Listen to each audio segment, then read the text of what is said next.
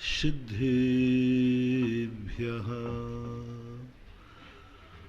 जय श्री ओम नमः सिद्धेभ्यः।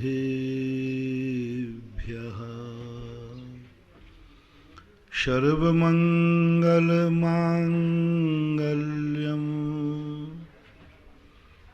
सर्वकल्याणकारकं प्रधानं सर्वधर्माणां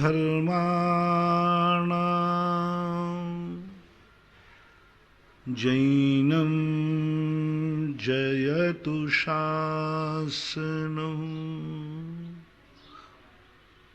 जैनं जयतु शासनं। पंच परमेष्टि भगवान की जय हो।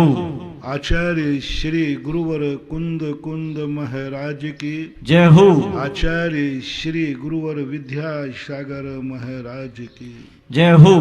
परम उपकारी निर्यापक क्षमण मुनि पुंग श्री सुधासागर जी महाराज की जय हो। आचार्य संघ की जय हो। शिक्षा के क्षेत्र में जब किसी से हमें कोई ज्ञान लेना है, शिक्षा लेना है, तो यह सबसे पहले विचार करना पड़ता है कि तुम प्रारंभिक शिक्षा शुरू करना चाहते हो या शिक्षा लेकर तुम कहीं से आए हो। यदि आप शिक्षा प्रारंभ करना चाहते हैं तो वह क्लास बहुत छोटी होती है, LKG UKG होती है, जहाँ पर कोई प्रमाण पत्र नहीं मांगा जाता, जहाँ पर तुम्हारा पूर्व अनुभव नहीं माना जाता, तुमने पहले कितने पढ़ाई की ये नहीं मांगा जाता। वहाँ पर मांगा जाता है तुम्हारी बल्दियत कैसी है, वहाँ पर मांगा जाता है तुम किस देशवासी हो, वहाँ पर मांगा जाता है तुम्हारे कुल की CR क्या है, वहाँ पर मांगा जाता है तुम्हारी जाति क्या है, वहाँ पर मांगा जाता है कि तुम्हारी उम्र क्या है। क्योंकि पहली कक्षा में जब तुम स्कूल में एडमिशन कराने जाते हो तो वहाँ पर तुम्हारे ऐसे ही नहीं हो जाता, वहाँ भी कुछ तो पूछा ही जाता है, कुछ तो दाखला देते समय तुम्हारी बल्दियत का नाम तो लिखा ही जाता है। बस ऐसा ही धर्म क्षेत्र में यदि आप ज्ञान करना चाहते हैं, धर्म क्षेत्र को समझना चाहते हैं, तो यहाँ की प्रक्रिया भी दी सेम वही है, कोई अंतर नहीं है, किंचित मात्र भी अंतर नहीं। प्रारंभ में जब कोई व्यक्ति का तुम्हारा, पहले बच्चे को आप पढ़ाने के लिए जन्म नहीं देते हो,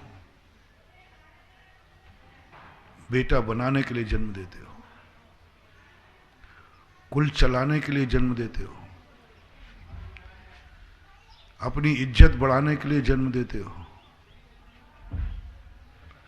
अपने शकून के लिए जन्म देते हो। फर्स्ट एंड फर्स्ट कोई कल्पना ही नहीं करता, सबसे पहले फर्स्ट एंड फर्स्ट दंपति एक ही बात चाहते हैं, मुझे संतान चाहिए, मुझे बेटा चाहिए, बस इससे आगे कुछ भी नहीं है, कोई सोच नहीं है। यदि कोई तुमसे कह दे कि तुम्हारा बेटा डॉक्टर नहीं बनेगा, कलेक्टर नहीं बनेगा, पढ़ेगा लिखेगा नहीं, पढ़ाई लिखाई नहीं करेगा, तो माँ बाप बेटा चाहेंगे या नहीं? मन से स्वस्थ होगा, शरीर से स्वस्थ होगा,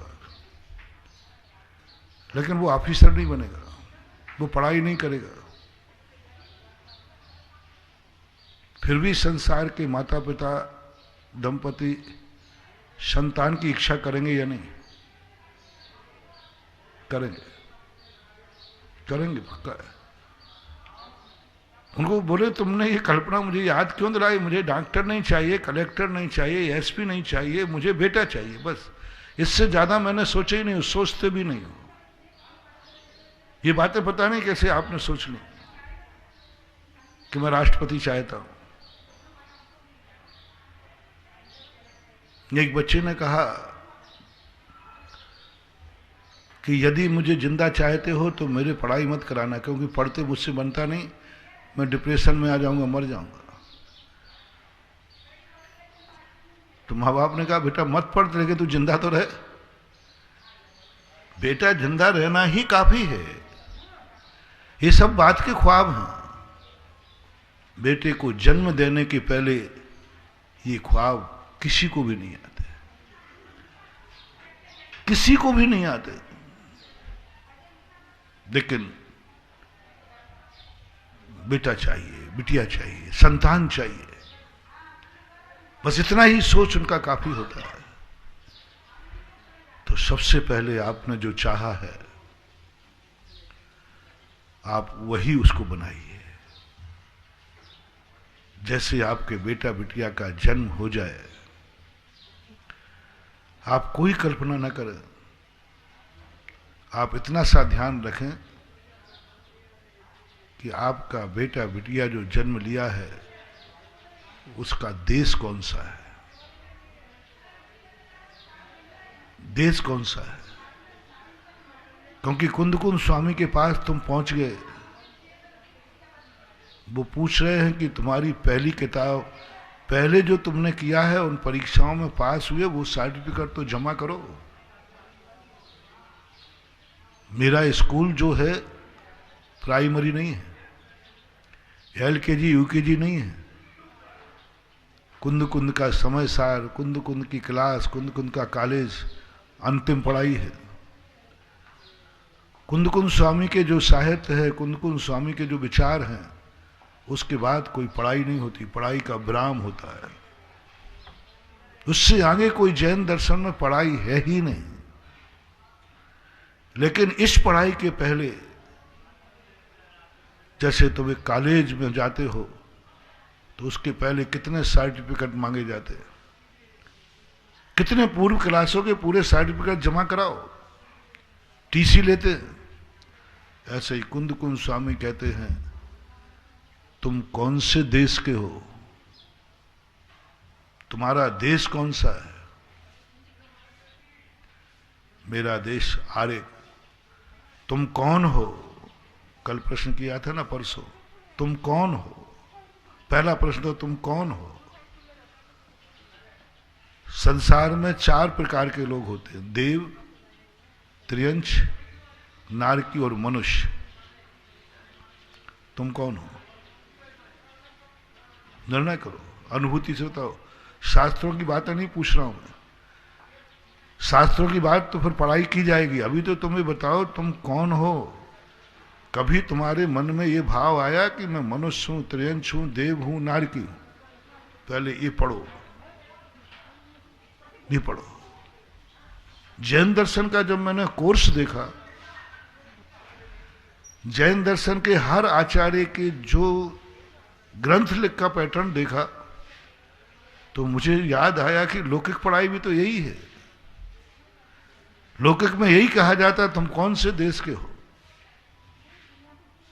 तुम्हारा देश कौन सा है। दिल्ली में जाते यदि तुम जाओगे तो पूछा जाए महाराष्ट्र के हो, कर्नाटक के हो, कहां के हो। यहां भी सबसे पहले पूछा जाता है तुम कौन हो। छठालाकार ने सबसे पहले यही परिचय कराया कि तुम आगे जाकर के कुंद स्वामी के पास पहुंचोगे, वो पूछेंगे कि तुम कौन हो। इसलिए छठालाकार में पहले चतुर्गति का स्वरूप बताया, चारों गतियों की व्यवस्था बताई। सबसे पहला वर्णन चतुर्गति का, ज्ञानार्णवकार पहला वर्णन चतुर्गति का, सभी आचार्य पहला वर्णन कहते हैं तुम इस सृष्टि को समझो, इस सृष्टि में कितने जीव हैं। पहले तो सबसे पहले यह समझना जरूरी है कि ये दुनिया क्या है। सामान्य रूप से एक द्रव्यों से बनी हुई है। द्रव्य कितने हैं? 6 द्रव्य होते हैं। वो 6 द्रव्य कौन कौन से हैं? जीव, पुद्गल, धर्म, अधर्म, आकाश और काल।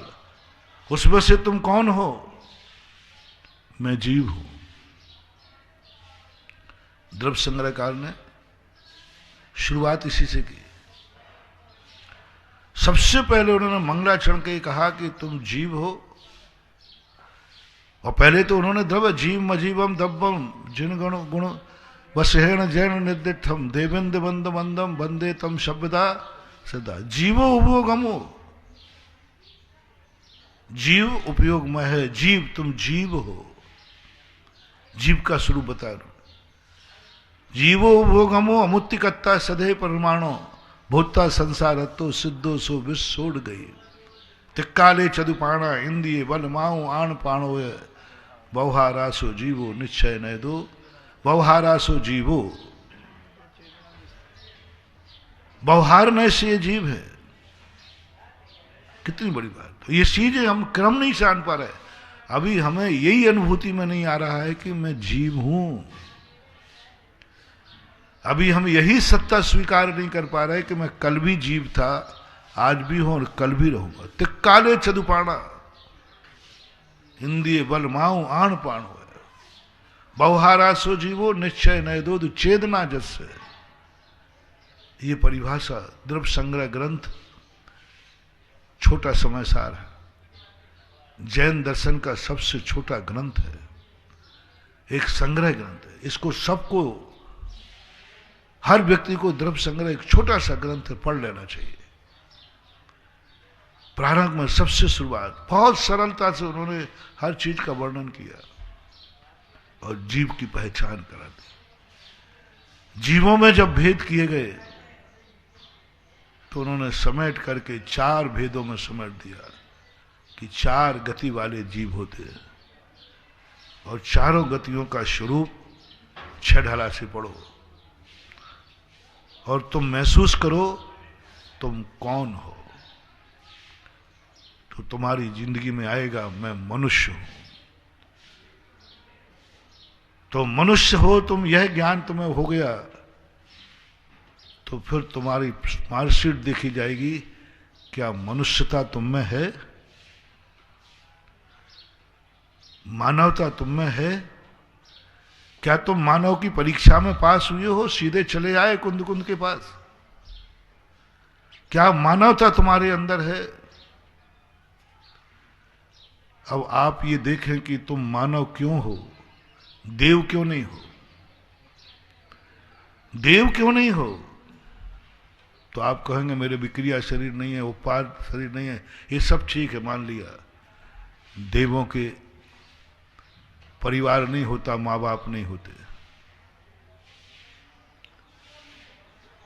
नारकी तो तुम हो नहीं। नारकी अभी बता देता हूं। पहले तो बताओ तुम देव नहीं हो या नारकी नहीं हो।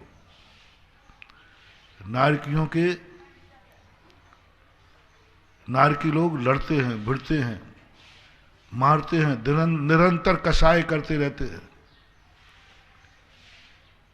आप झगड़ेलू स्वभाव के हैं, आपको झगड़ा करना पसंद है। कई लोगों की आदत होती है, उनके झगड़े के नेचर होते हैं, वो बात को बतंगड़ बढ़ाते हैं।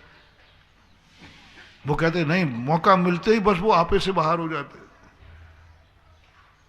लड़ने की आदत होती। कई लोगों के लड़ने का मौका ढूंढते कि लड़ने को मिले भर, थोड़ा कोई सामने वाला छेड़ दे, फिर देखो इनकी हालत क्या होती है। तो ये तो नारकियों का लक्षण है, जो लड़ने में रुचि करता है, जो छोटी सी बात को बहुत बढ़ाने का प्रयास करता है, छोटी सी कसाई को पता नहीं कहां से कहां बन जाता है। कोई थोड़ी सी कसाई बांध ले, अब वो कसाई उसके मन में चलती रहेगी। वो कसाय यदि तुम्हारे मन में चल रही है, मुनि को अंतर मुहूर्त में से ज्यादा कसाय चल रही है, तो वे साधुता और मनुष्यता से नीचे गिर गए। पूज्यवर नेमीचंद महाराज ने कोमर सार के अंदर साधु का काल बांधा। तुम्हारी कोई भी कसाय, कोई भी प्रतिरोध, कोई भी घृणा, कोई भी द्वेष यदि एक अंतर मुहूर्त से ज्यादा तुम्हारे मन में ठहर रहा है, निश्चित समझना तुम्हारा मुनि का गुण स्थान गिर चुका है। बहुत अच्छा थर्मामीटर दिया। बहुत सारे थर्मामीटरों में तो हम धूल झोंक देते हैं दुनिया के। यार पाल तो रहा हूं मुनिव्रत, सामायिक कर तो रहा हूं, प्रतिक्रमण कर रहा हूं, सब चर्या तो पाल रहा हूं, और क्या करूं? उन्होंने कहा ये सब मुनिव्रत की थर्मामीटर नहीं है। मैंने सब घर बार छोड़ तो दिया है, कौन सा सोना चांदी घर रखे हो? नहीं, ज्यादा चिल्लाओ मत, ज्यादा चिल्लाओ मत। ये मुनि के कार्य हैं, मुनि के लक्षण नहीं है। ये मुनि के क्रियाएं हैं, मुनि का चिन्ह नहीं है। ये मुनि का भेष है, मुनित्व नहीं है। ये जो तुमने घर बार छोड़ा, वस्त्र छोड़ा, परिवार छोड़ा, एक टाइम खा रहे हो, केशलंच कर रहे हो, खड़े होकर आहार लेते हो, अंतराय पाल रहे हो, स्वाध्याय कर रहे हो, प्रोचन कर रहे हो, प्रतिक्रमण कर रहे हो, ये सब कर रहे हो तुम। ये सब कर रहे, बता दिए मैं क्या नहीं करता हूं, मैं क्या नहीं करता हूं बताइए मुनि व्रत में, और क्या करूं? आकाश में लटक जाऊं क्या? हो मुनि चिड़चिड़ा जाएगा। मुनि से कहो कि मैं तुम्हारे मन में, तुम्हारे अंदर मुझे मुनित्व नहीं दिख रहा है, और वो पूरी चर्या पालता है, पूरी चर्या निर्दोष पालता है। अष्टमी 14 उपवास भी करता है, गर्मी में भी करता है, पूरे कवि प्रतिक्रमण साधना सब कर रहा है। वो कहते हैं क्या बोल रहा तुमने? मुनित्व नहीं दिख रहा है? हाँ मुनित्व नहीं, तो क्या करना मुनित्व के लिए? बस समझ लेना मामला घोटाला है। जैसे तुम किसी अच्छे व्यक्ति को, खासतौर से साधु को कभी छेड़ देना, महाराज तुम्हारी मुनिचर्या में, मुनित्व में हमें विकल्प आ रहा है। जो सम्यक दृष्टि भावलिंगी साधु होंगे वे उत्तेजित नहीं होंगे। वो कहें अच्छा कोई जरूर मेरे से गलती हो रही जो मुझे नहीं दिख रही है, अरे भैया बताओ ना क्या बात है। वो फिर पूछेंगे, बहुत बादशाह से पूछे, क्रोध में नहीं, गुस्से में नहीं। ये अच्छे आदमी के लक्षण है, मंद कसाई के लक्षण है। जैसे ही तुमने किसी पर दोष लगाया, प्रशंसा में नहीं, द्वेष में, बुराई में कमी निकालो तुम, और कमी निकालते ही यदि उसको जोश आ जाए, उत्तेजना आ जाए, तुम ज्यादा बहस मत करना, वहां से उठ देना। हो गई परीक्षा तरीका भी। ज्यादा बहस मत करना, साधुओं से ज्यादा भिड़ना मरना मत, नहीं तो तुम मुश्किल में पड़ जाओगे। हाँ बस थोड़ा सा साधु को छेड़ के देख लेना, महाराज जी ये थोड़ा ठीक नहीं लग रहा है, धीरे से बोलना पहले। हाँ बड़ी विनय से, हाथ अच्छे से हाथ पैर जोड़ना पहले, नहीं तो सारे संसार से निपटना कठिन है, साधु से निपटना उलझ गए तो। हाँ हिजड़ा की बद्दुआ और साधु की बद्दुआ लोग पचा नहीं पाते। दो व्यक्ति को अपनी जिंदगी में कभी नाराज नहीं करना, हिजड़ा को और साधु को। और आप लोगों की मालूम है लोग हिजड़ा से पंगा मोल क्यों नहीं लेते? वो तुम्हारे दरवाजे आता, वो दे देते आप लोग, अरे भाई जा। लोग ऐसा बताते। एक बार मैं अजमेर में नारेली में कहीं था, तो किसी का झगड़ा हो गया, वो किसी हिजड़ा से भिड़ गया। अब जैसे गांव वालों को पता चला वो घबरा गए, अब महाराज जी हम तो बर्बाद हो जाएंगे, बर्बाद हो जाएंगे। बोले क्या इसने हिजड़ा से बहस कर ली, कहा सुनी हो गई। और सारे गांव ने वर कह दिया अब तो तेरी बर्बादी निश्चित है। तू हिजड़ा से फिर गया, हिजड़ा से बहस कर ली तूने, हिजड़ा की कहा सुनी कर दी और मेरे पास आके घबरा गया। मैंने कही तू पुरुष है कि स्त्री? पुरुष होकर हिजड़ा से डरता है? हिजड़ा तो अपन बोलते कायर को, लेकिन लोगों में धारणा है, लोग यही कहते हैं कि हिजड़ा से कभी बहस नहीं करना, उनकी अंदर की बद्दुआ बुरी होती है, ऐसा लोक रुक्ति कहते हैं। शास्त्रों में मैंने नहीं पढ़ा, बस यही धारणा मैंने देखी। राजस्थान में आया तो खास तौर से यहां के लोग साधु से बहुत डरते थे, गजब डरते थे। और साधु लोग तो क्या हिटलर थे, 1 मिनट में कपा देते थे। पूरा राजस्थान साधुओं से डरता था। मैंने खुद लोगों ने कहा महाराज जी आप ऐसा मत बोलो। मैंने क्या बात है? बोलो महाराज जी महाराज से भिड़ना कोई आशी मजाक है? मैं क्या बात है? बोले एक महाराज से बोले, उन्होंने कहा मैं तुझे कबूतर बना दूंगा, मैं तुझे बिच्छू छोड़ दूंगा, बिच्छू घर में। ऐसे साधु खूब कहते पाए गए। और आपकी शुक्र फुक्र चल रही है कि आप लोग भी एक आध साधु को ऐसा देखा होगा। नरेश जी कह रहे हम तो फंसे, साहेबपुर आए, सभी साधु आते, बहुत डर जाते, कांप जाते साधु के। साधु ने गुस्सा आ गया, साधु को क्रोध आ गया, तो सब लोग तुम्हें क्या समझाते? अरे भैया साधु से बहस मत करो, अपना रास्ता रो, वो जो कर रहा है उसे करो। तो मैं तुम्हारे उसी चीज को तुम्हें बचा रहा हूं, हालांकि डरने की जरूरत नहीं। और मेरे जैसी मेरा भगत बनना हो तो संसार में सबसे डरना हिजड़ा से और साधु से कभी मत डरना, क्योंकि ये दोनों कुछ भी नहीं कर सकते। संसार में सबसे डरना हिजड़ा से और साधु से कभी नहीं डरना महानुभाव। ये दोनों कभी कुछ बिगाड़ ही नहीं सकते, गारंटी मेरी है। कभी कोई हिजड़ा कितनी भी बद्दुआ दे दे, हिजड़ा की कभी बद्दुआ लगती नहीं, कभी नहीं हो लगती, चिंता नहीं करना। वो तो काकताली न्याय से कभी उसी समय कांटा लगना होगा, तो कभी नहीं लगती। डरने की कोई जरूरत नहीं है। और साधु से कभी नहीं डरना, कभी नहीं डरना। डाकुओं से डर जाना, डाकुओं से डरना, साधु से डरने की जरूरत नहीं, क्योंकि जो साधु डरावे समझ लेना वो साधु है ही नहीं, और उसके पास कोई शक्ति नहीं है, साधना नहीं है।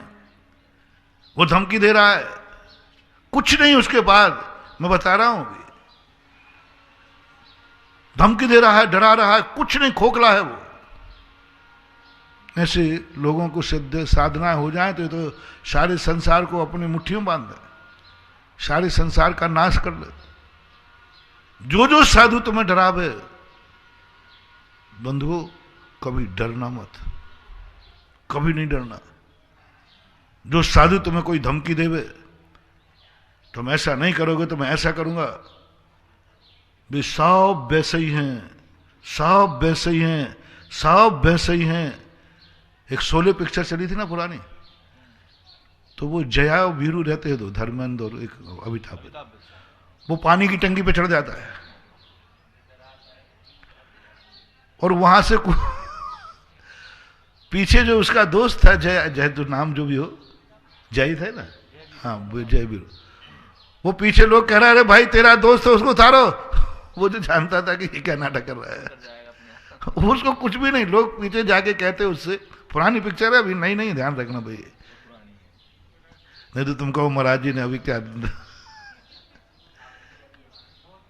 बहुत पुरानी। वो पीछे लोगों ने जाके कहा आप उसका एक्शन देखना, किंचित मात्र भी उसके मन में शिकन नहीं है। अच्छा दोस्त ऊपर चढ़ गया, गिर रहा है, कुछ नहीं, सहज में कह दिया उसको खबड़ा, क्योंकि वो रहता है मरने नहीं है, इसको गिरेगा ही नहीं। उन्होंने कह दिया उतर जाएगी तो उतर आएगा, अब बोलो कितने नाटक किए उसने, गिर रहा है, वो टंकी की रेलिंग पे चढ़ गया और कहता है देखो यहां से मैं गिरूंगा मरूंगा तो सारे नगर में फिर अकाल पड़ेगा, दुर्भिक्ष पड़ेगा। वो क्या क्या बकता है, सब बकता है। सारे गांव वाले डर गए। तुमसे भी मैं कह रहा हूं, ये सब जो साधु तुम्हें डरावे लक्षण पकड़ लेना। जो साधु तुम्हें डरावे तुम मुझे समझते नहीं हो, ध्यान रखना बर्बाद हो जाओगे। ध्यान रखना तुम्हारा, बिल्कुल मत डरना महानुभाव। तुम बिल्कुल तुरंत याद रखना, ये शोले पिक्चर का बीरू है, उसको कुछ मरना पड़ना नहीं, उसको तो बसंती चाहिए।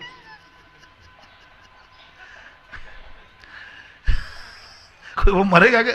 जो बसंती पे मर रहा है वो प्राण देगा क्या? ऐसे साधु कभी नहीं मरते, कुछ नहीं करेंगे, कुछ नहीं करना। तुम निडर हो जाना, बिल्कुल कभी भी तुम जया बन जाना। तुम कहते कुछ नहीं होता। अब तो समझ में आ गया ये साधु है ही नहीं, इसके पास कुछ भी शक्ति नहीं है, कोई भी शक्ति, क्योंकि डरा रहा है। क्रोध आना अलग चीज है। दीपायन को क्रोध आया था, डराया नहीं था। दीपायन को क्रोध आता है। साधु का क्रोध खतरनाक होता है। साधु के क्रोध से डरना, साधु की धमकी से मत डरना। क्रोध अलग चीज है। दीपायन मुनि ने किसी को धमकाया नहीं। उन बच्चों से यह नहीं कहा था जिन्होंने शराब पी थी, देखो तुम मुझे पत्थर मत मारो अन्यथा मैं तुम्हें भस्म कर दूंगा। ऐसा कहकर के पुतला नहीं निकाला था, धमकी नहीं दी थी। कहते ना जो भारत गरजते हैं वे बरसते नहीं है, और जो बरसते हैं वे गरजते नहीं। दीपायन मुनि ने कुछ नहीं कहा और क्रोध में आ गए, ये मुझे दुख दे रहे हैं, ये मुझे पत्थर मार रहे। इतना क्रोध आया कि इनका ओंठ अपने आप, बोले कुछ नहीं, और दांत के नीचे चला गया। इतना गुस्सा आया। उस समय उनके कंधे से, बाएं कंधे से पुतला निकला, 12 योजन की द्वारका जल गई। तो साधु को क्रोध तो नहीं होने देना। क्रोध तो खतरनाक है, लेकिन ये किसी वस्तु को पाने के लिए धमकी दी जाती है। कष्ट सहन नहीं हो रहा है, कोई उपसर्ग कर रहा, उपसर्ग मत करना, कष्ट मत देना। कष्ट साधु को दोगे तो उसको क्रोध आ सकता है, पीड़ा हो सकती है। लेकिन जब किसी को कोई वस्तु चाहिए हो, वो तुम्हें अपने अनुकूल बनाना चाहता हो, तब ध्यान रखना, धमकी देने से कुछ मत समझना, हंसना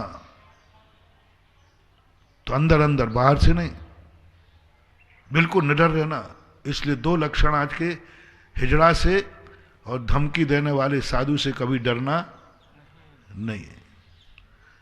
तो आप क्या करेंगे वहां? बस थोड़ा सा छेड़ देना, महाराज जी ये ठीक नहीं है, ये ठीक नहीं।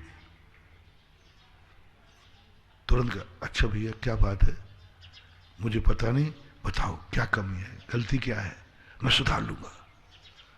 समझ लेना महानुभाव, कितना भी गिरा हुआ साधु हो, कितना भी भ्रष्ट साधु हो, साधु की कितनी बड़ी गलती तुम्हारे सामने आ गई हो,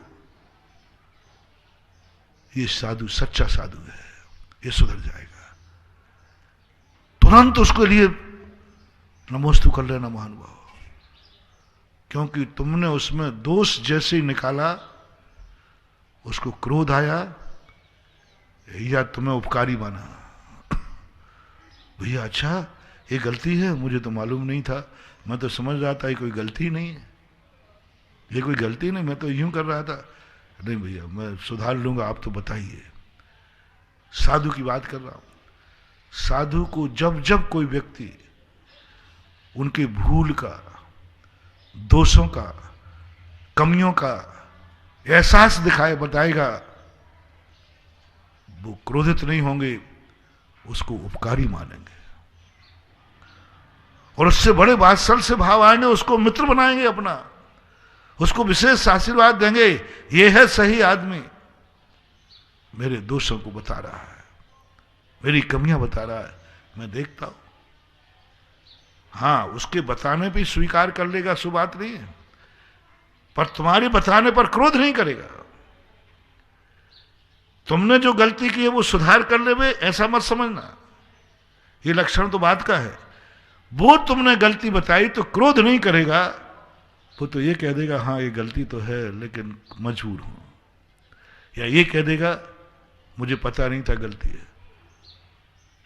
समझ लेना, बहुत अच्छा साधु है, बहुत बढ़िया साधु है, सुधर जाएगा। और जैसे वो क्रोध करे, तुम क्या समझते हो मुझे, तुम मेरी गलतियां देख रहे हो, तुम मुझे देख रहे हो, ज्यादा बहस मत करना साधु से। नमस्ते महाराज, चले जाना, उस साधु को छोड़ देना,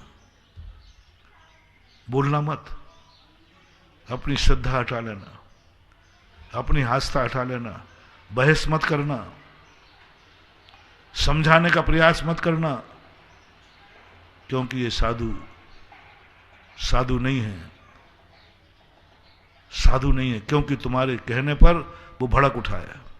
ये साधु नहीं है। साधु हो तो उससे बहस करना, जो साधु ही नहीं है उससे बहस मत करना, समझाने का प्रयास नहीं करना। अब वो समझ ही नहीं सकता, जो तुम्हारी गलती निकालने पर भड़कता है उसको कभी मत समझाना महानुभाव, भूल करके भी नहीं समझाना, क्योंकि गलती निकालने पर भड़कता है। तुम जितनी गलती निकालते जाओगे उतनी वो भड़कता जाएगा।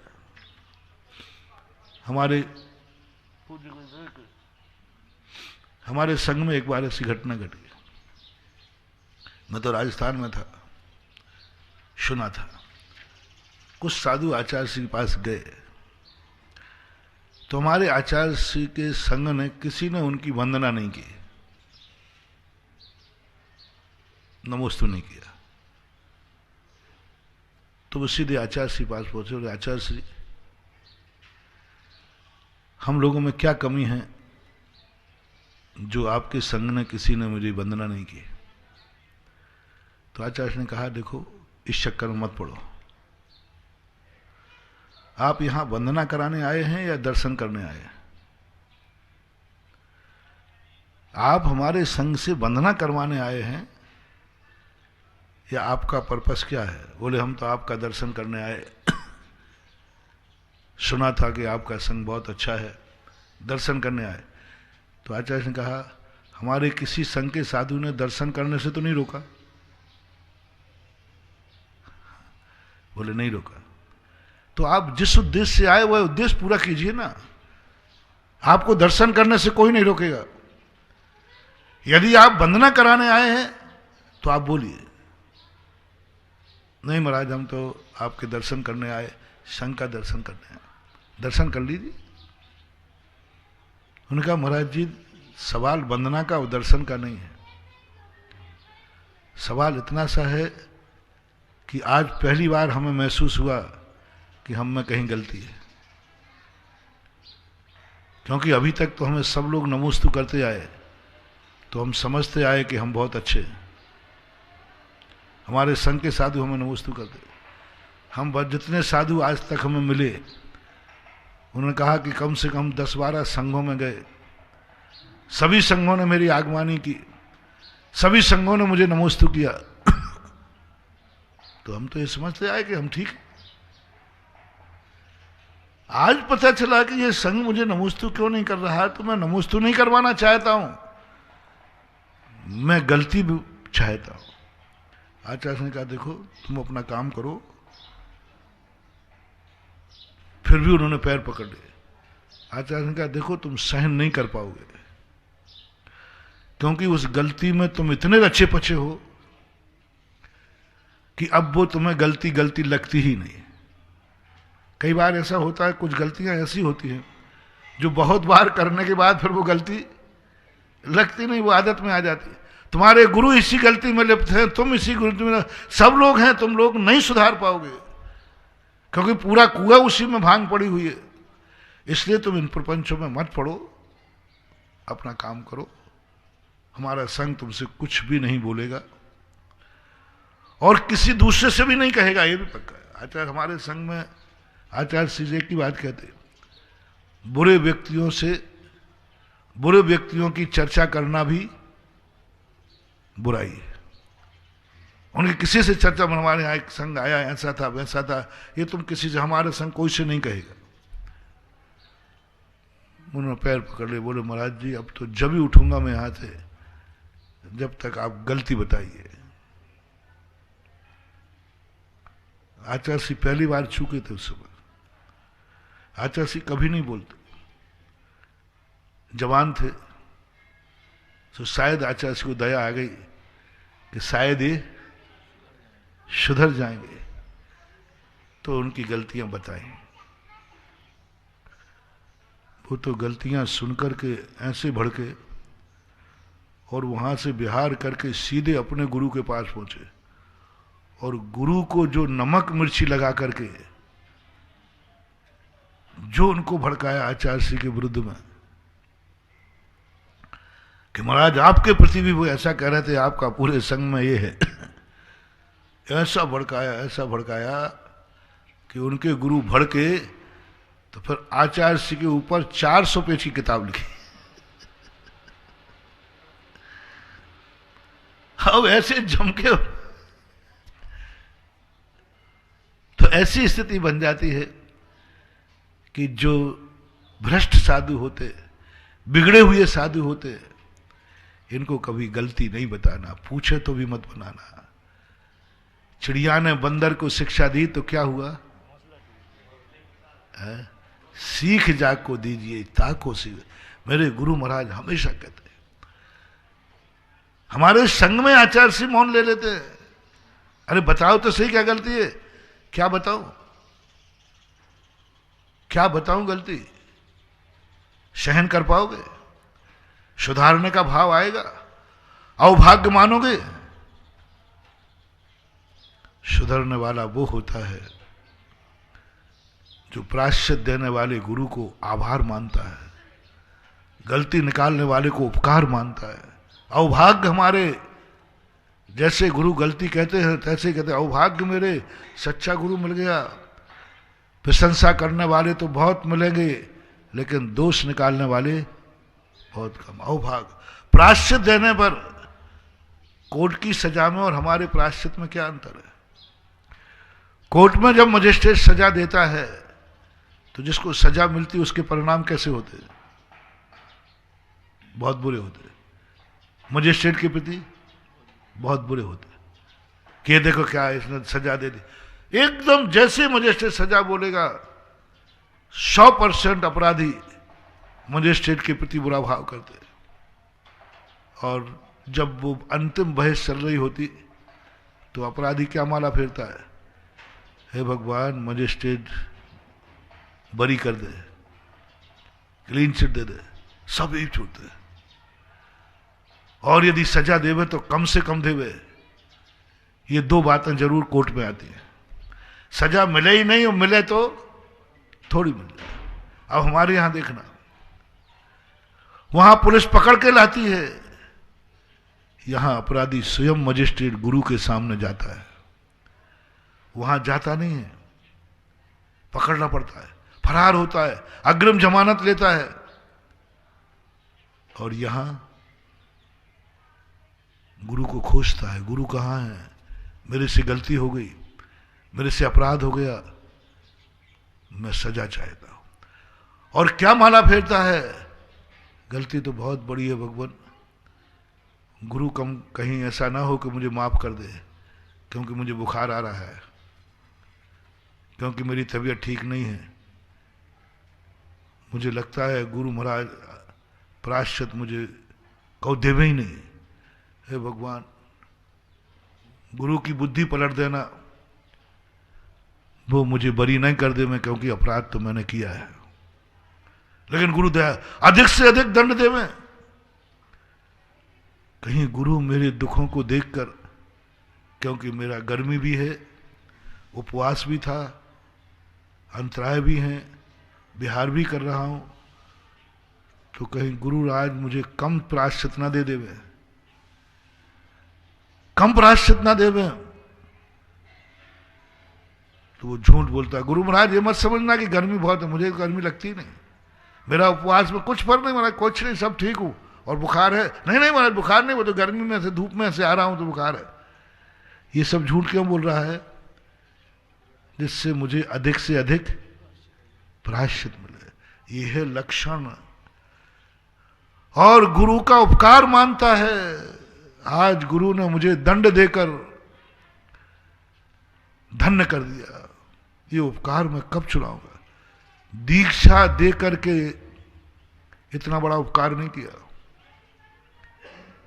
दीक्षा देकर इतना बड़ा उपकार नहीं किया। दीक्षा तो कोई भी दे देता। मुझे पढ़ा लिखा करके इतना बड़ा उपकार नहीं किया, पढ़ने लिखने की जरूरत ही नहीं थी, नहीं पढ़ते तो भी कल्याण हो जाता। सब कुछ जिंदगी में कुछ किया। सच्चा साधु कहता है सबसे बड़ा उपकार तो गुरु ने जब किया जब उन्होंने मुझे प्रायश्चित दिया, दंड दिया। मेरी गलती की जब प्रायश्चित दिया, बस ये उपकार मैं कब चुकाऊंगा गुरु महाराज। और सब उपकार भोने हैं। अब देख लो दीक्षा भी भोनी है। गुरु ने दीक्षा दे दी, कोई बड़ा उपकार नहीं कर लिया। आज कर लिया थोड़ा उपकार, कोई भी दीक्षा दे देता। पढ़ा लिखने को तो कोई भी पढ़ा देता। अरे एक पंडित जी लगा लेते, संस्कृत पढ़ना थी तो एक बामन 2-5 मिल जाता शब्द ज्ञान। लेकिन सब दुनिया में मिल सकता है। प्रायश्चित जब गुरु देता है, यदि गुरु ने कह दिया जा तुझे मैं कोई प्रायश्चित नहीं देता हूं, साधु को फांसी हो गई। ये कोई बड़ी बात नहीं, जा मैं तुझे नहीं पढ़ाऊंगा, कोई बात नहीं, ज्यादा कोई गड़बड़ नहीं है।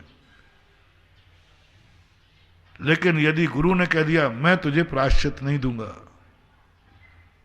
यदि ये शब्द कभी साधु को फांसी हो गई, मर गया साधु। क्योंकि सबसे बड़ा उपकार प्रायश्चित है, सबसे बड़ा उपकार। अब इस समय और वो जैसे प्रायश्चित मिलता है तैसे ही वो धन होता। ओ भाग, आज गुरु महाराज धन हो गया, आपका अनंत उपकारी हो। कभी अदालत में सजा बोलने पर कभी उस अपराधी ने कहा मजिस्ट्रेट आज धन हो गया, सजा आपने कम दी, थोड़ी और देते ना। कोई नहीं। हमारे यहां कहते, एक बार सुनाया था मैंने, जब अपराध होने पर सजा की बात आए तो अंजना का सुनाया था। अंजना को वनवास में जाकर के जब उसको ये दुख नहीं था कि मुझे 22 साल का कष्ट क्यों भोगना हुआ, वो ये जानना चाहती थी मेरी गलती क्या थी। जब अवधि ज्ञानी मुनिराज ने बताया कि तुमने सौतिया डाय के कारण, आपसी सांसारिक कसाय के कारण तुमने उसका फल जिनेन्द्र देव की मूर्ति पर निकाला था। 22 मिनट को मारती शौच का नियम था, उसकी अष्टांग का पर के उपवास थे और वो नियम थी भगवान की पूजन पाठ किए बिना भोजन करेगी नहीं। तो इसने कहा कल इसकी पारणा है, कल इसको भूखा मारूंगा। उसकी मूर्ति गायब कर दी चैत्यालय से। भगवान मिलेंगे नहीं, फिर आज और मरेगी भूखो। ये भाव करके ढाई करके भगवान के बल उसका, तब अंजना इतनी प्रसन्नचित हो गई। उसकी सखी बसंती कहती है क्या बात है? बोले मुझे आज पता चला ये अपराध है। अब मुझे इस खेद का बात है कि मेरी सजा 22 साल क्यों, मुझे तो 22 सागर की सजा मिलना चाहिए थी। ये सजा कम किसने कराई? 22 साल में निपटा दिया। मैंने तो इतना बड़ा अपराध किया है, इतना बड़ा अपराध कि मुझे 22 सागर के नरकों में भी पाड़ा जाए तो भी सजा कम है। किसने कम कराई? क्यों कम की ये सजा? और यातनाएं मिलने दो। अब वो 22 साल की यातनाएं भूल गई। 22 साल हुए थे, बोले ये तो कुछ भी नहीं है, इतनी सी यातनाएं। मुझे लात मार के निकाला साधु ने, मुझे पीहर में जगह नहीं मिली, सब यातना कहती ये तो कुछ भी नहीं है, मुझे नरकों की यातना मिलना चाहिए क्योंकि मैंने अपराध ही ऐसा किया है। उस समय महाराज कहते हैं देवी अब ये तेरा अशुभ कर्म ज्यादा नहीं ठहरने वाला, तू सजा बढ़ाने की कह रही है, तू ये कह रही है कि 22 साल में क्यों निपटा, मुझे 22 सागर का नरक मिलना चाहिए जो मैंने पाप किया है। ये कोई छोटा मोटा पाप, भगवान को उठा दिया मैंने, भगवान को कुएं में डाल दिया, इसको तो माफ नहीं होना चाहिए। ऐसा परिणाम कभी तुम्हें आवे जब तुमसे कोई गलती हो जाए और तुम्हें आवे कि नहीं मुझे अधिक से अधिक सजा मिलना चाहिए, समझ लेना आप आसन्न भव्य है। इसलिए मैंने कहा साधु की कमी निकालते ही वह शांत बैठा रह जाए और तुम्हारे प्रति अच्छा भाव करे, तुम्हें उपकारी माने और कहा भैया आपने बात मेरी कमी देख ली, बताओ क्या है, मैं सुधारना चाहता हूं। बहुत बढ़िया। और यदि उत्तेजित हो जाए, एकदम क्रोध में आ जाए, समझ लेना साधु तो है लेकिन साधुता खत्म। फिर भी एक मौका और दे रहा हूं। नेमीचंद महाराज कह रहे नहीं इतने जल्दी असाधु मत कह देना, थोड़ा क्रोध आ गया तो असाधु मत कह देना। नेमीचंद महाराज ने बड़ी दया की, उन्होंने कहा नहीं अभी एकदम मत करो, गुस्सा आ गया तो आ गया, क्योंकि इतनी अच्छी साधना कर रहे थे तुम्हें दोषी दोष दिखते हैं, मेरे गुण नहीं दिखते। मैंने इतना सब कुछ छोड़ा, मैंने घर बार छोड़ा, मैं मुनि वातावरण, देखो गर्मी सर्दी, ये तुम्हें नहीं दिखते, हमारे दोषी दोष दिखते तुम्हें। क्या करे, इतनी साधना करके करके वो चिड़चिड़ा हो गया। अभी नहीं, अब वो जो गुस्सा है वो कितने मिनट तक रहता है? 47 मिनट तक यदि साधु को इंतजार करना, 47 मिनट तक उसकी कसाय है, 47 मिनट तक उसको क्रोध है, तो अभी तुम एक मौका और दो। यदि वो 47 मिनट के बाद शांत हो जाए और फिर कहे कि भैया मुझे गुस्सा आ गया था एकदम, वो गुस्सा एकदम आ गया था, हाँ बताओ भैया क्या बात है, तो भी आप उसको स्वीकार कर लेना, ये साधु सेकंड नंबर का साधु है,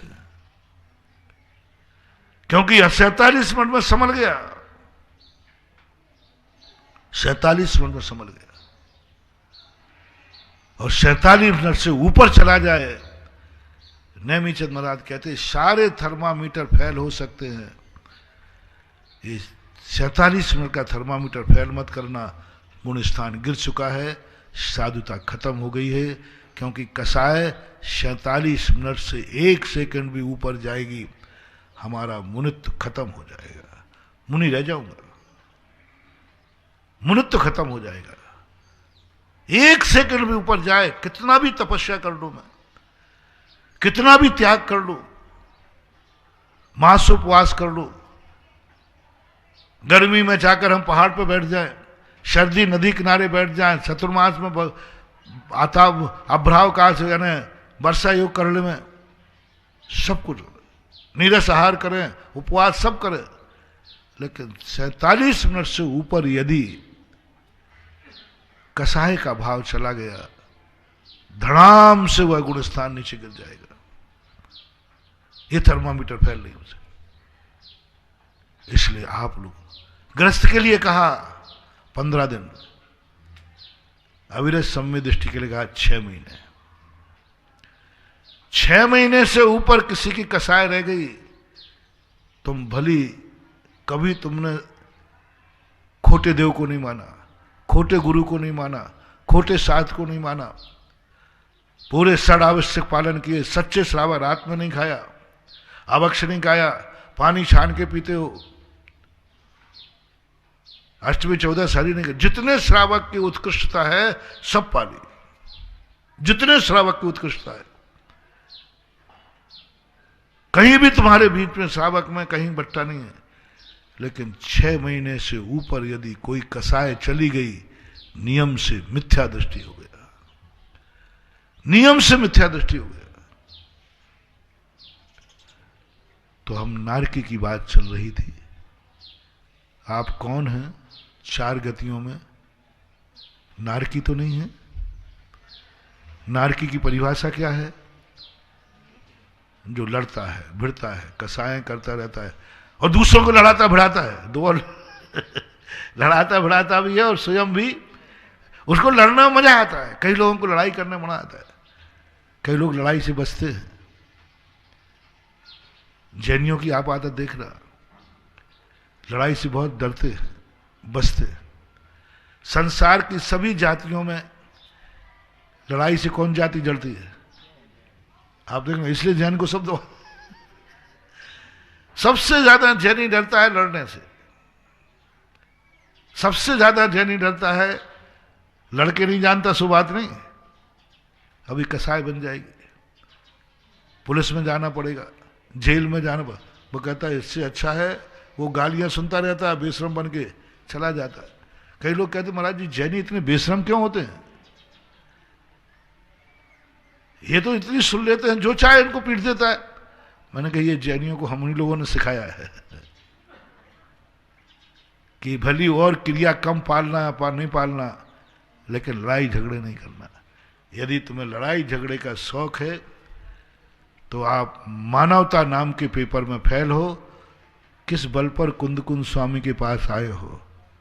कुंदकुंद स्वामी कहते हैं कौन हो तुम? मैं मनुष्य हूं। लक्षण तो नारकी के हैं, जाओ यहां से, पहले मनुष्य बन के आओ। भगवान बनने चले हो, पहले इंसान बन के आओ। नारकी। और जो लड़ाई झगड़ों से डरता है, बचता है, नहीं करना चाहता है, टालना चाहता है, समझ लेना तुम फिर त्रियंच तो नहीं हो, तुम देव तो नहीं हो। पहले देव ले लेते, देव तो नहीं हूं भगवान में, क्योंकि देवों के माता पिता नहीं होते, मेरे माता पिता है। देवों की कुल जाति नहीं होती, मेरी कुल जाति है। तो फिर तुम त्रियंच तो नहीं हो, त्रियंचों के माता पिता होते हैं। तुम त्रियंच तो नहीं हो। कौन सा लक्षण ऐसा है जो त्रियंचों में नहीं पाया जाए? तुम त्रियंच तो नहीं हो। अब देखो त्रियंच को मैचिंग करो, कौन सा ऐसा कार्य है जो त्रियंच नहीं करता और तुम करते हो? अभी धार्मिक दृष्टि से नहीं बता रहा हूं, तुम्हारी दृष्टि से बता रहा हूं। त्रियंच के सांसारिक सभी कार्य तुम करते हो, वह त्रियंच भी करता है। आहार, भय, मैथुन, परिग्रह, ये चारों कार्य त्रियंच भी करता है, तुम भी करते हो। कोई अंतर नहीं है। बस एक अंतर है, एक अंतर है कि वो बड़े होने के बाद माँ बाप को भूल जाता है, परिवार को भूल जाता है। पालन तो करवा लेता है, माँ बाप से दूध तो पी लेता है, अपनी रक्षा करवा लेता है, और जैसे ही समर्थ होता है माँ बाप को छोड़ देता है। तो क्या आप इस मानवता में पास है? आपने कहा मनुष्य।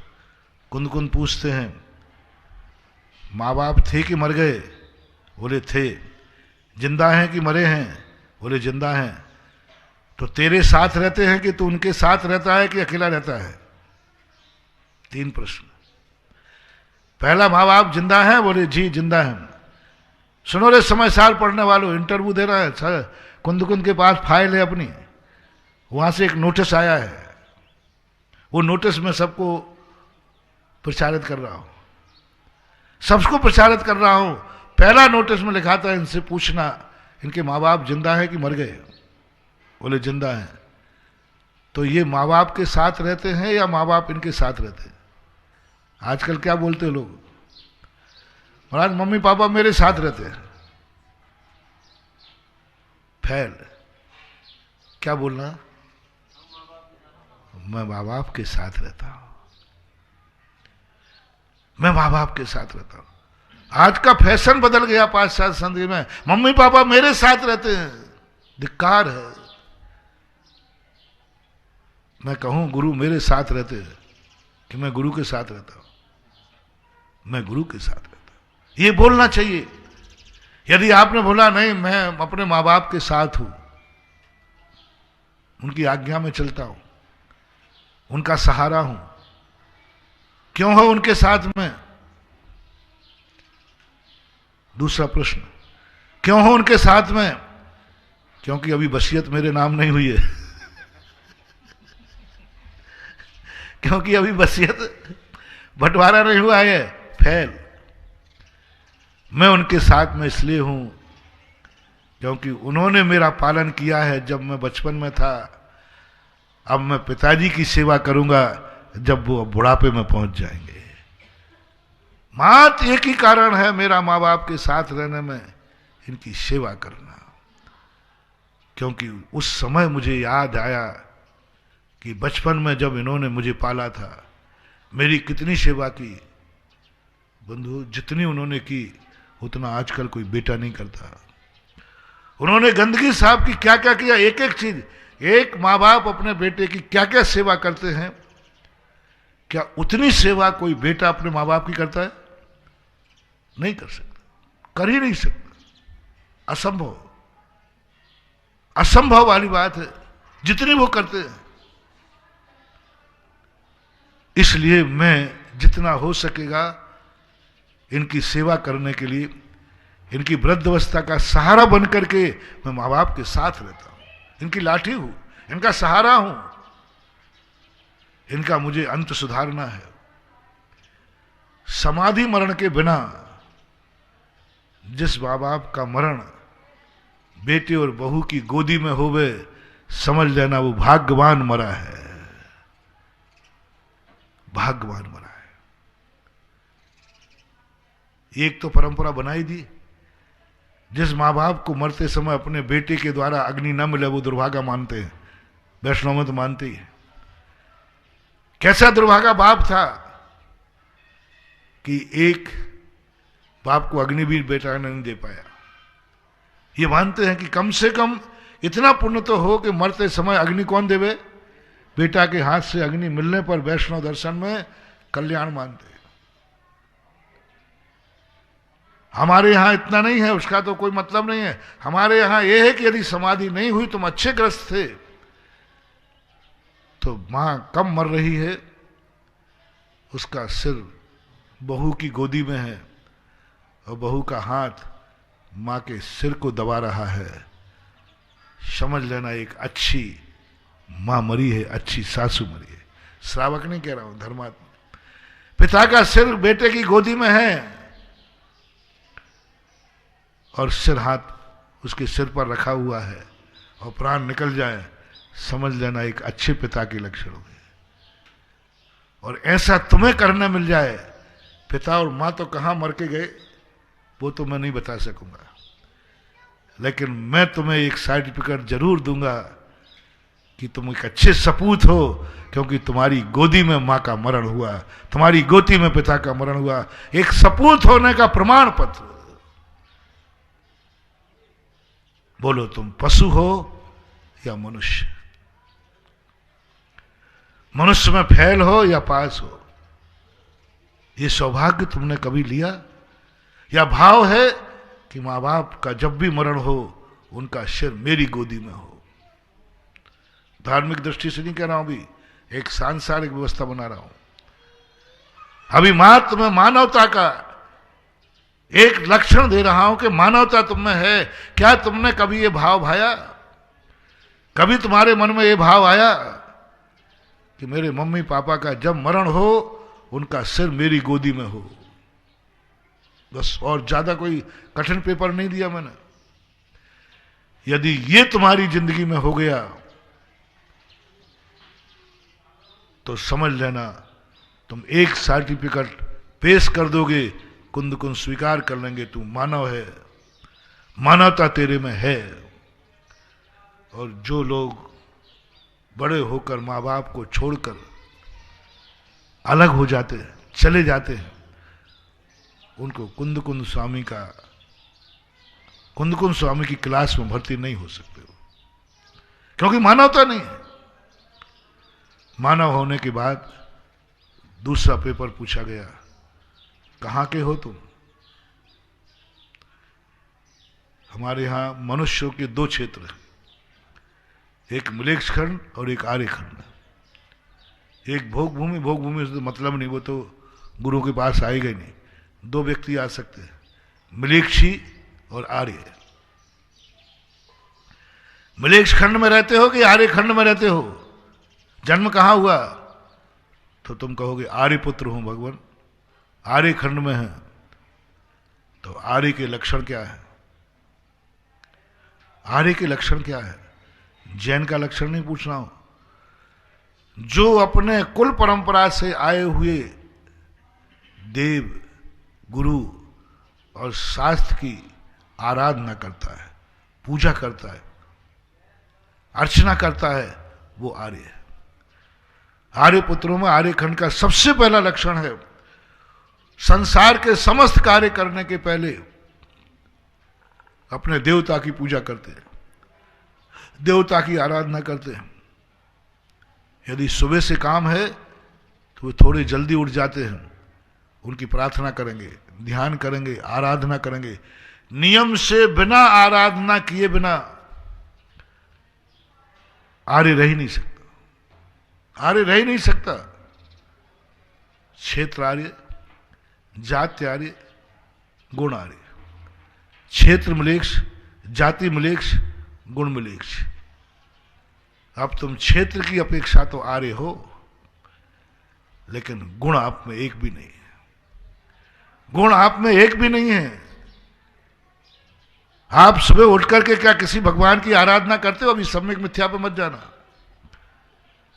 क्या सुबह उठ करके आपने कभी कोई नमोकार मंत्र की माला फेरी? क्या मंदिर जाने का भाव आता है? किसी आराध्य को स्मरण करने का भाव आता है? ये आर्यों का लक्षण है।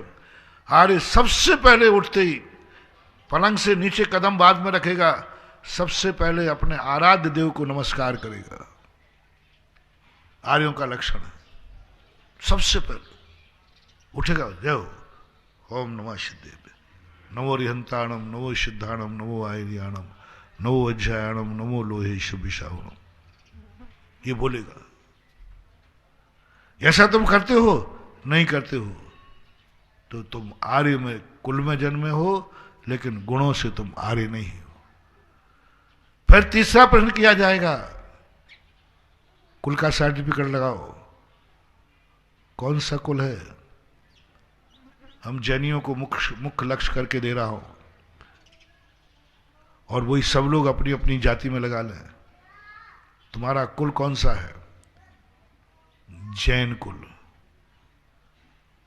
तो कुल पुराण पढ़ो। तुम सारी दुनिया से अलग क्यों हो? सभी मनुष्य हैं, सभी आर्य हैं, सभी किसी ना किसी कुल में जन्म लिया। तुमने अपना नाम अलग से क्यों रखा जैन कुल? आप तो सीधा बोलो, मेरा कुल में जन्म हुआ, मैं कुल में भेद नहीं करता।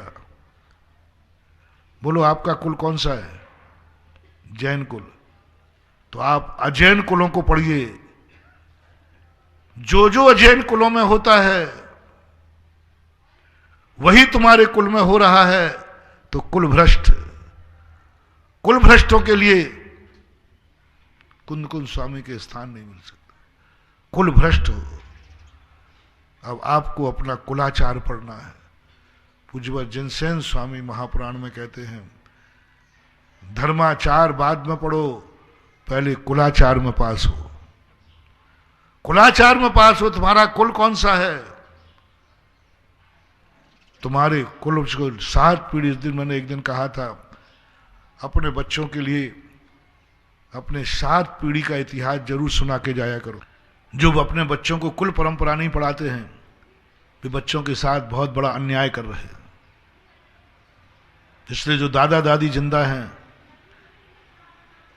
बाप माँ और बेटे तो पिता बता नहीं पाएंगे, वो तो धंधे पानी में व्यस्त हैं। वो तो सुबह जाते हैं, रात में आते हैं। दादी दादी फुर्सत में हैं, दादा दादी अब वृद्ध हो गए हैं। पहले दादा दादी की नाना नानी की कहानी चलती थी और दादा दादी यही सुनाते थे, देख बेटा पोता, तेरे दादा ऐसे थे, तेरे दादा ऐसा करते थे, तेरे दादा सुबह उठ करके भगवान का अभिषेक पूजन करते थे, महाराज आते थे तो जाके तीर्थ क्षेत्रों में जाकर के आहार दान देते थे, महाराज के विहार कराते थे, प्रवचन सुनते। जो कुछ भी तुम्हें याद है, दादा दादी जितने अभी जिंदा हैं उनको आज होमवर्क दे रहा हूं कि उनको जितना पुराना याद हो पोते को सुना देना, पोते को सुना देना। महाभारत में यही तो कहा नीति से, पांडव युद्ध हो रहा है, युद्ध में कुछ भी हो सकता है, गुरु दुर्योधन की तरफ है, तुम मर जाओगे तो बेटे को चक्रव्यूह बता देना। इसलिए हर दादा का एक काम है आज होमवर्क, सबसे बड़ा होमवर्क, अपने पूर्वजों की कहानी जरूर सुना के जाना, उनका नेचर, उनका स्वभाव, उनकी अच्छाइयां, उनकी बुराइयां भी सुना देना और कह देना ये बुराइयां ग्रहण नहीं करना, इसी बुराई से अपने कुल का नाश हो जाता है। अच्छाई जरूर सुनाना हर दादा को। और जो दादा अपने बेटों को अपने कुल पूर्वजों की कहानी नहीं सुनाता, ध्यान रखना उसको ऐसे पाप कर्म का बंध होगा कि 100 जन्म तक पोते का मुंह नहीं देख पाएगा। महाराज आप तो अभिशाप दे रहे हो, मैं अभिशाप नहीं दे रहा हूं, मैं सत्य को। दादा का काम है अपने पोते को सारा इतिहास बताना, बेटे को बताना ही चाहिए, बेटे को बताओ, बेटे को नहीं तो पोते को तो बताना ही है सारा इतिहास, जितनी पीढ़ियां तुम्हें याद हैं। और यदि थोड़े पढ़े लिखे हो, तुम्हें अपनी पीढ़ियां याद नहीं हो, तो गुरु से पूछ लेना, गुरु महाराज हमारे यहाँ एक बेटा पोता है, उसको हम पूर्वजों की कहानी सुनाना चाहते, अंतिम पूर्वज कौन थे? तो तुम्हारे गुरु बीच के पूर्वज तो बता नहीं पाएंगे, अंतिम पूर्वज बताना, बेटा मालूम अपन सब आदिनाथ के वंशज हैं, एक इक्ष्वाकु वंशज है, सब ऋषभदेव के वंशज हैं। सारे जैनियों से मेरा कहना है, अंतिम तुम्हारा पुरु, अंतिम तुम्हारा वंशज है ऋषभदेव, भरत चक्रवर्ती, जो हुए सब पहले पूर्वज। अब इनका इतिहास आप शास्त्रों से पढ़ लेना और पोते को सुना, मालूम बेटा अपन अपने पूर्वज ऋषभदेव भी रहे, अपन उन्हीं का अंश है, उन्हीं का वंश है, उन्हीं का खून है, माता मरु देवी का दूध है, वही चल रहा है अभी तक, वही चल रहा है। अब इक्ष्वाकु वंश में जितने अच्छे राजा हुए, यदि प्रथमानुग दादा ने पढ़ा है तो इक्ष्वाकु वंश में कैसे कैसे राजा हुए उनकी कहानी सुनाओ, भरत चक्रवर्ती की कहानी सुनाओ, रामचंद्र जी भी इक्ष्वाकु वंश में, उनकी कहानी सुनाओ। ये सब प्रथमानुग पढ़ो, कल्याण के लिए नहीं कह रहा हूं, मोक्ष के लिए नहीं कह रहा हूं, पोते को सुनाने के लिए कह रहा हूं, जिससे जन्म में जब भी ग्रस्त बनो पोते का मुंह देख के मरो। बोलो अब निर्णय करो, आज ऐसा आशीर्वाद दूं कि तुम पोते का मुंह देखे बिना मरोगे, बेटे का मुंह देखे बिना मरोगे। शादी तो होगी, बेटे का मुंह नहीं देख पाओगे, पोते का मुंह नहीं देख पाओगे। एक आशीर्वाद ये देना चाहता हूं आज, आप जो लोगे वो दे दूंगा, आपकी इच्छा को। दूसरा है कि आप जब भी ग्रस्त बने, बेटे का मुंह भी देखें और पोते का भी देखें, इन दोनों का देखें। दोनों में से पहला वाला ठीक है, दूसरा वाला? आप ग्रस्त हो ना, बोलो ना। हमारा दूसरा वाला ठीक है। देखो आप, यदि आपकी कृपा हो जाए तो पड़ पोते का मुंह और दे जिससे वो कौन सी सीढ़ी होती है, बड़े भाग्य मानते, इतना खुश होता है दादा जब उसको सोने की सीढ़ी पे चढ़ते ना तो अरे उसको ऐसा लगता है जैसे मैंने जन्नत पाली, मेरे जैसा पुण्यात्मा नहीं। और सोने की सीढ़ी बताते पड़ पोते पे मिलती है, ऐसे है ना कुछ। तीसरी चौथी पीढ़ी के बाद सोने की सीढ़ी देते। यदि ये चाहते हो तो लो, मैंने सरल नुस्खा दे दिया। पारसनाथ के चौलेश्वर पारसनाथ की केवल देशना मंडप से, देशना स्थिति से बोल रहा हूं कि अपने पोतों को आज से ही अपने पूर्वजों की कहानी सुनाना शुरू कर देना, शास्त्रों से सुनकर शुरू कर देना, गुरु से सुनकर शुरू कर देना। मैंने गाइडलाइन दे दी तुम्हें। हर दादा के लिए, हर पिता के लिए बेटे को ये सुनाना ही है, मस्ट एंड मस्ट। वो जाने उसका काम जाने, तुम्हारा काम पूरा करो। मास्टर का काम पढ़ाना है, पढ़े या नहीं पढ़े वो उनका काम जाने।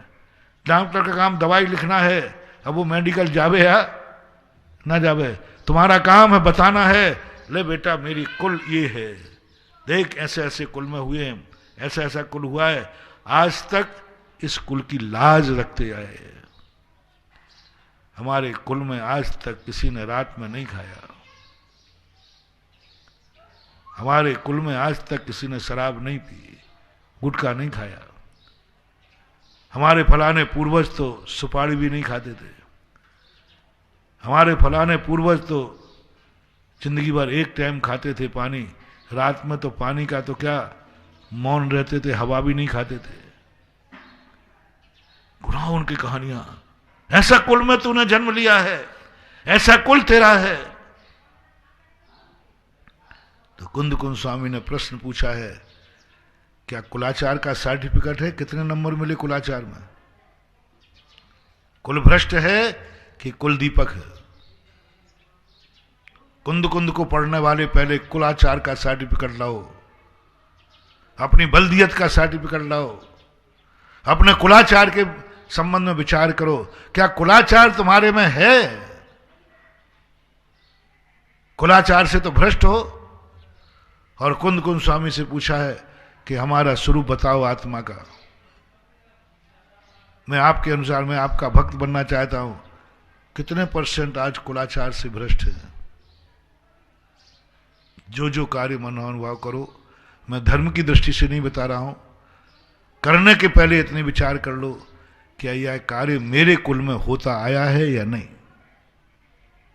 मैं धर्मात्मा बिल्कुल नहीं बना रहा हूं। आप तो कुलाचार बताइए, आपके पीढ़ी दर पीढ़ियों से क्या रात में खाते आए हैं? बस धर्म की दृष्टि से त्याग नहीं करा रहा हूं, ये कुलाचार है, धर्माचार नहीं है। क्या जब गुटखा खाओ तो क्या हमारे पूर्वजों ने खाया है? हमारे पूर्वजों का नियम था, बिना मंदिर अभिषेक के भोजन नहीं करते थे। कुलाचार, धर्माचार धर्म के नाम पर नहीं बुला रहा हूं अभी, कुलाचार। मेरे कुल देवता कौन है? कुल देवता, धर्म के देवता नहीं, जिनैन देव। मेरे बाप दादों से जिनैन देव को देवता मानते हैं। गुरु कौन है? निर्ग्रंथ गुरु। मंत्र कौन है? कुल गुरु से, कुल परंपरा से नमोकार मंत्र। नमोकार मंत्र कुल परंपरा से मेरे यहां सबसे बड़ा मंत्र माना गया। बाप दादे भी शुरू से हमारे यहां नमोकार मंत्र पढ़ते आए। कुल परंपरा से नमोकार मंत्र पढ़ो। कुल गुरु से, कुल गुरु दिगंबर मुनि को सबसे पहले मानो, ये मेरे कुल गुरु हैं। मेरे बाप दादे इन्हीं को गुरु मानते थे, जिनैन देव को मानते थे, यही मेरे देव हैं। इसलिए मैं भी यह बात स्वीकार करता हूं। इसमें यदि आप पास हो गए कुलाचार में, आज सबसे ज्यादा व्यक्ति भ्रष्ट कुलाचार में हो रहा है, अपने कुलाचार में भ्रष्ट हो रहा है। 3 पीढ़ी में ही आचार बदल गया। आपकी तीसरी पीढ़ी का आचरण और आज से तीसरी पीढ़ी का आचरण कितना अंतर आया बोलो भाई।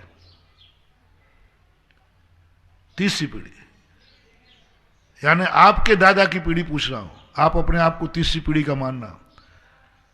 आपके दादाजी थे, कितने बदल गए तुम? क्या क्या बदल गया 24 घंटे के बाद? 3 पीढ़ी का बताओ।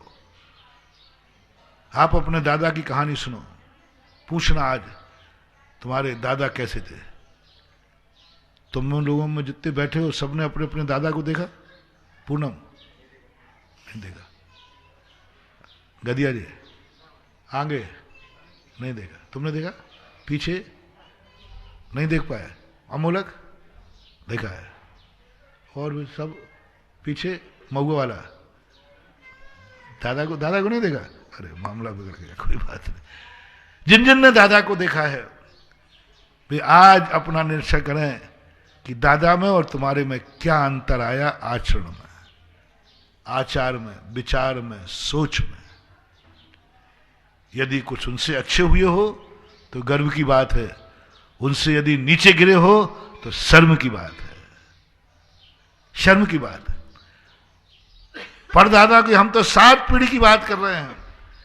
हर व्यक्ति को अपने 7 पीढ़ी का कुलाचार मालूम होना चाहिए कि मेरे 7 पीढ़ी के लोग कैसे कैसे हुए और क्या क्या था।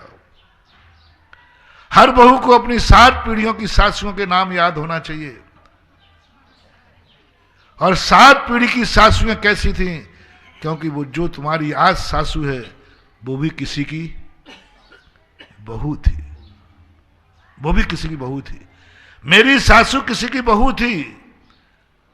उसने अपना आचरण कैसा बताया, उसने अपनी सासू के साथ क्या व्यवहार किया, सासू के साथ क्या आचरण किया, सासू के क्या गुण हुए।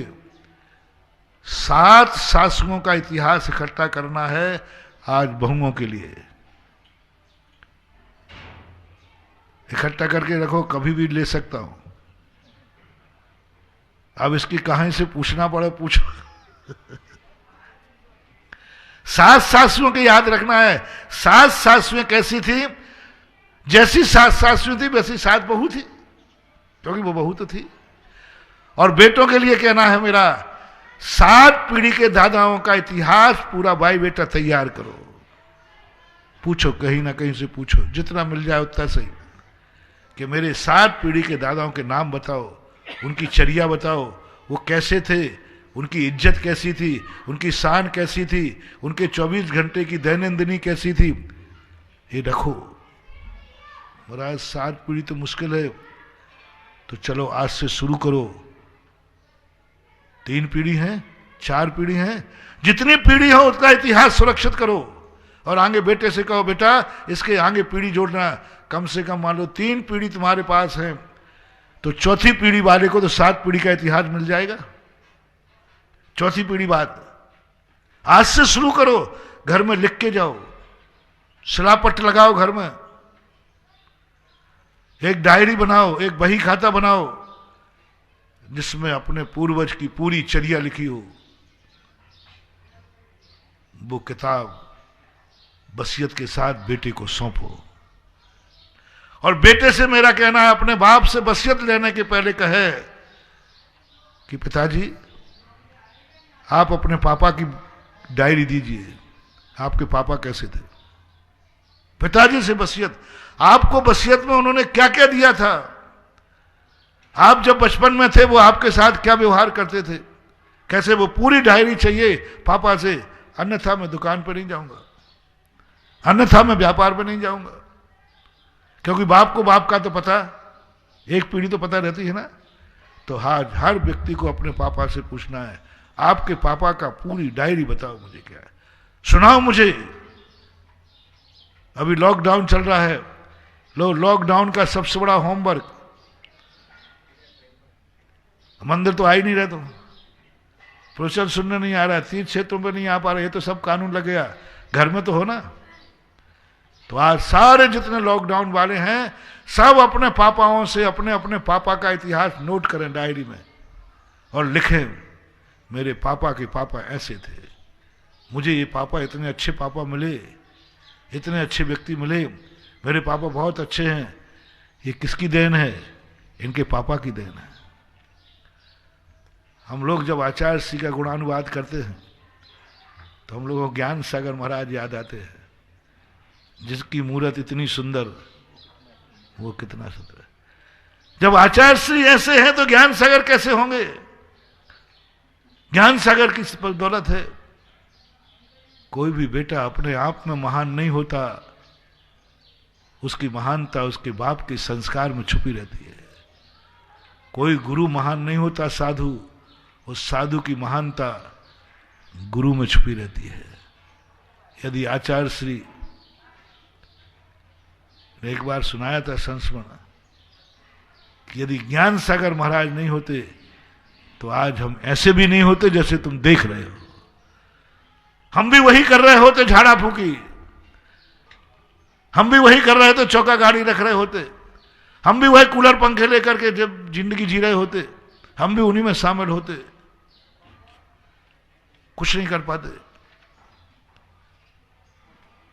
क्योंकि जैसा गुरु वैसा चेला। ये जो कुछ मेरे पास है सब ज्ञान सागर की बदौलत है। वो कहते थे तिल तुस्मात् भी परिग्रह नहीं। वो कहते थे ये सारी चीजें उनको जो कुछ भी इनके पास है वो सब ज्ञान सागर महाराज के पास था, सब कुछ था। उन्होंने भी कभी जीवन में ऐसो आराम नहीं लिया, उन्होंने भी कभी उनके संग में इस प्रकार का नहीं हुआ। वो संस्कार है। इसलिए तुम्हारा इतिहास आज पापा से पूछो, पापा से पूछो अपने पापा का इतिहास, सासू से पूछो अपनी सासू की कहानी, हर बुजुर्ग पूछो, और डायरी में लिखना उसको, और डायरी को अपने घर में सुरक्षित करना। और जब तुम बाप बन जाओ तो अपने बेटे को सौंपना। जिनसेन स्वामी कहते हैं जो व्यक्ति अपना कुलाचार अपने बेटों को नहीं सिखा पाता है वो कुल विहीन हो जाता है, उसके कुल का नाश हो जाता है, उसके कुल का नाश हो जाता है। क्योंकि उसने कुलाचार तो बेटों को सिखाया ही नहीं, कुलाचार की कहानी तो सुनाई ही नहीं। तो आपको यदि कुल का नाश करना है, कुल विहीन होना है, तो आपकी जो मर्जी पड़े तो करो। मेरे में तो जो आया मैंने कह दिया, मैंने जो समझा वो तुम्हें बता दिया, क्योंकि मैं तुम्हारा उपकारी हूं। उपकारी व्यक्ति जब भी कुछ चीज को दुर्घटना समझता है पीछे को जरूर संकेत देके जाता है।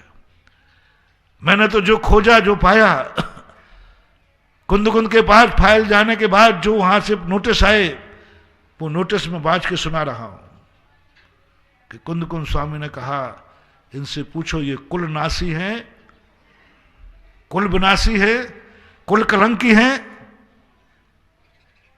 तो तुम किस मुंह से मेरे दरवाजे आए हो? किस मुंह से तुमने समय सार छुआ है? किस मुंह से कुंद के द्वारा उपदेश सुनना चाहते हो? किस मुंह से तुम कुंद के शिष्य बनना चाहते हो? कुल भ्रष्टियों को यहां स्थान नहीं है। इसलिए कुल की लाज रखना है महानुभाव। जो अभी तक तुम्हें गुरु ने नहीं बताया था भूल हो गई, अभी तक तुम नहीं समझ पाए थे भूल हो गई। आज से चेतो, जब जागो तभी सवेरा। अपने पूर्वजों की चर्या, अपने कुल के आचार्य सब बेटे से कहो। 8 वर्ष अंतर मुहूर्त के अंदर, 8 वर्ष अंतर मुहूर्त के अंदर ये सब सुनाना पड़ता है। 8 वर्ष का बच्चा होते ही उसको ये सब चीजें बताना पड़ेंगी, वो डायरी देना पड़ेगी, वो संस्कार देना पड़ेंगे। अभी अपन कुल तक आए हैं, अभी बहुत पेपर बाकी हैं अभी, क्योंकि फाइल कहाँ है? वहां से लौट के नोटिस आया है। अब वो नोटिस के सब जवाब तैयार करना है। और मैं वकील हूं, मेरे से नोट्स तैयार कराते जाओ, बाद में जो फीस दोगी वो लूंगा, ध्यान रखना। महावीर भगवान की परम उपकारी निर्यापक क्षमण मुनि पुंगव श्री सुधासागर जी महाराज की जय।